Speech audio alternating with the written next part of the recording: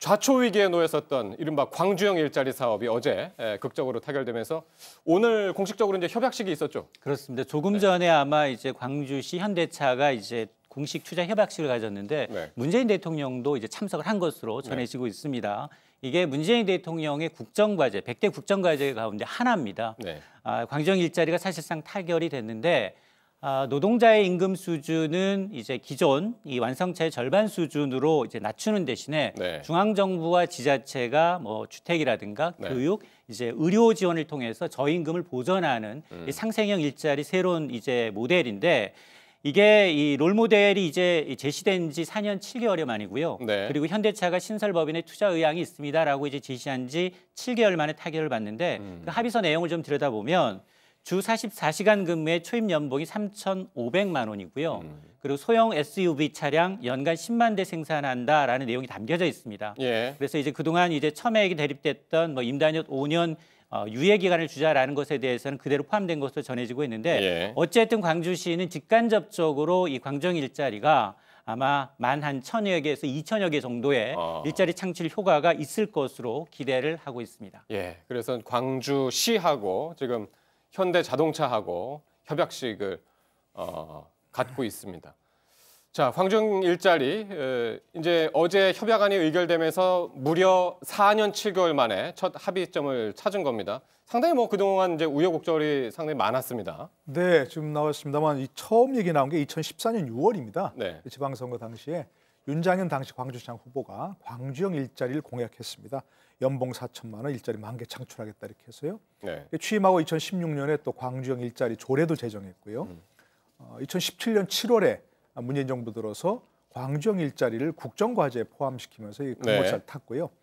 2018년 6월에 현대차가 처음으로 이제 이 일자리 투자 의향서를 제출하면서 이게 지금 물꼬를 텄습니다.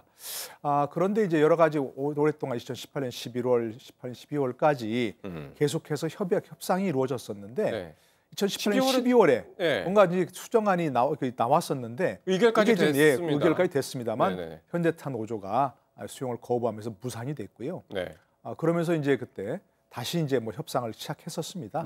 그러면서 이용섭 시장까지 직접 나서 가지고 협의를 하면서 결국 합의안이 1월 30일 날 부결됐고 오늘 지금 이제 처음으로 이제 막 결국 협약식을 해체하는 그런 상황까지 왔었습니다. 우여곡절이 많았었죠. 이 과정에서 쟁점이 그 임단협 유예 그 조항을 어떻게 할 것이냐, 그게 포함이 되느냐 안 되느냐 이게 상당히 큰 쟁점이었잖아요. 맞습니다. 이제 이 그쪽 노조 측이 그걸 좀 빼자라고 했고요. 현대차는 없으면 할 수 없다라고 이제 밝혔었던 부분인데 임단협 5년 유예 기간은 들어갔어요.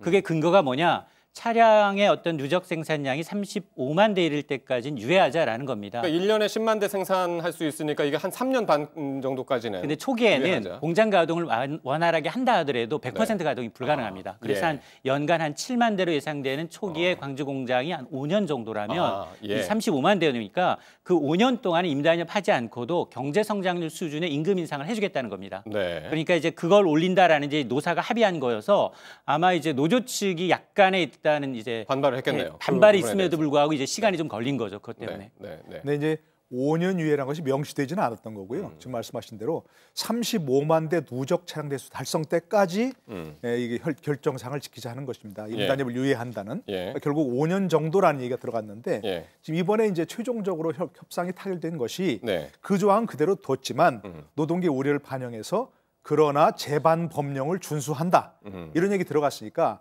노조가 원한다면 임단협은 단체 협상권이니까 헌법상 노동자의 권리니까 그걸 못하게 할 수는 없는 거죠. 그러니까 쟁의권이나 뭐 단체 교섭권 같은 것들. 그런 것들을 준수한다는 얘기입니다. 그렇게 부속 조항이 들어가면서 노조도 이제 일종의 이제 양해를 하면서 규정 타결된 거죠. 그래서 노사 민정 협의회라는 곳에는 이제 일단 그 노조도 있긴 하지만 현대차 기아차 노조가 아니잖아요. 맞습니다. 한국노총 노조가 지금 들어가 있는 거죠. 그러니까 민노총 지금 현대차의 경우에는 민노총 소속이고요. 광주 쪽에는 또 한노총이에요. 그러다 보니까 지금 약간의 노동계 사이에서도 이견이 있는데 그럼에도 불구하고 지금 현대차는 강하게 반발하고 있습니다. 노조의 경우에는 특히 오늘은 현대차 노조 간부가 한 600여 명이 돼요. 총파업을 벌였습니다. 노조 간부가 600명. 네, 그렇습니다. 총파업을 벌이고 있는데 이 문제가 어렵사리 이제 협상 타결이 이르렀지만 그래도 앞으로 좀 이 제대로 제대로 잡아가기엔 넘어야 할 산이 많다라고 얘기하는 게 바로 예. 노조의 반발인데요. 예. 지금 노조가 이제 광주형 일자리를 반대하는 이유는 여러 가지 있겠습니다만 왜냐하면 임금이 하향 평준화될 수 있다라는 이유 하나고요. 또 하나는 궁극적으로 보면 어차피 지금 울산 공장도 일거리가 없는 상황에서 네. 이 일자리 쪼개기 아니냐. 네. 결국 이제 포화 상태인 자동차 시장이 더 악화될 수 있다라는 이유를 들고 있습니다. 그러면서 이제 민노총 산하 현대차 노조는 현 정부의 정경유착 1호라고 이제 규정을 하면서 강력 반발하고 있기 때문에 예. 만에 하나 이제 노조가 이제 계속해서 파업을 강행할 경우 예. 현대차의 뭐 생산 차질은 좀 불가피한 상황입니다. 예. 그러니까 일단은 그러니까 다시 한번 정리를 조금만 하자면은 이게 광주형 일자리에 대해서 이제 합의안을 마련한 것이 노사민정협의회라는 것이 있습니다. 분명히 노사민정협의회이기 때문에 노가 들어가 있습니다. 노조가 들어가 있는데 거기에 참여한 노조는 한국노총 광주지부, 맞습니다. 예, 광주지부가 이제 들어가 있고 민주노총이 빠져 있는 상황입니다. 근데 현대차 기아차 노조는 민주노총이란 말이죠. 소속에, 맞아요. 예. 그래서 이제 민주노총에 있는 현대차 기아차 노조 간부들이 지금 이제 광주시청에 와서 이제 시위도 하고 천여 명이 시위도 하고 있고요. 네. 동시에 오늘 한 간부가 한 600여 명이래요. 총파업을 한 겁니다. 네. 그래서 이제 앞으로 이 문제 계속해서 추진해 나간다 그러면 이제 노조 차원에서 민노총 네. 소속의 현대차 노조 지부가 총파업을 강행하겠다라고 하면서 반발하고 있는 겁니다.